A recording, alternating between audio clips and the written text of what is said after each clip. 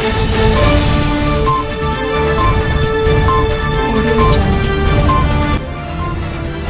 Maharashtra 24 news, हम दिखाएंगे सच।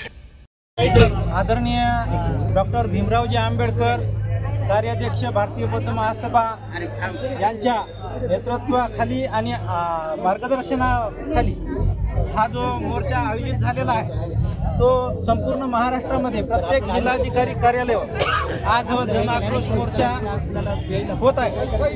मोर्चाच्या दोनच मागण्या आहेत। एक मागणी बीटी ऍक्ट 1949 हा रद्द करण्यात यावा आणि दुसरी मागणी आहे की हा महाबोधी महाविहार आहे ते बौद्धांचं आहे आणि ते बौद्धांच्या भारतीय बौद्धांच्या ताब्यात देण्यात यावं। त्या दोन मागण्यांसाठी आज संपूर्ण महाराष्ट्रामध्ये भारतीय बौद्ध महासभेने हा जन आक्रोश मोर्चा आयोजित केलेला आहे। सर्वप्रथम मी वंचित बहुजन आघाडीच्या वतीने या जन आक्रोश मोर्चाला वंचित बहुजन आघाडीचा जाहीर पाठिंबा व्यक्त करतो। या ठिकाणी हा जो बीटी ऍक्ट आहे तो 1949 ला बनलेला कायदा आहे।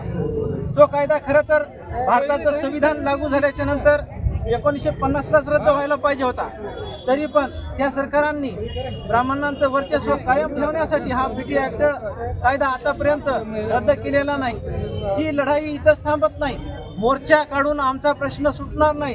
श्रद्धेय बाळासाहेब आंबेडकर ही लढाई न्यायालयात नेणार आहेत आणि श्रद्धेय बाळासाहेब आंबेडकर डॉक्टर भीमरावजी आंबेडकर हा लढा न्यायालयात जाऊन पूर्ण यशस्वी करतील अशी आम्हाला खात्री आहे। त्यामुळे मी आपल्या सर्वांना आपल्या माध्यमांच्या वतीनं एक विनंती करतो की या लढ्यासाठी जे काही पाठबळ लागेल, आर्थिक पाठबळ लागेल, तर सर्व समाज बांधवांनी ज्यांना ह्या लढ्यात यशस्वी करायचं आहे त्या सर्वांनी श्रद्धेय बाळासाहेब आंबेडकर आणि भीमराव आंबेडकर साहेबांच्या खंबीरपणे पाठीशी उभं राहावं। ज्या वेळेस भारतीय बौद्ध महासभेकडून एक निवेदन केल्या जाईल आर्थिक सहकार्याचं, त्याच्या वेळेस भारतीय बौद्ध महासभेला आपण आर्थिक सहकार्य सुद्धा करावं।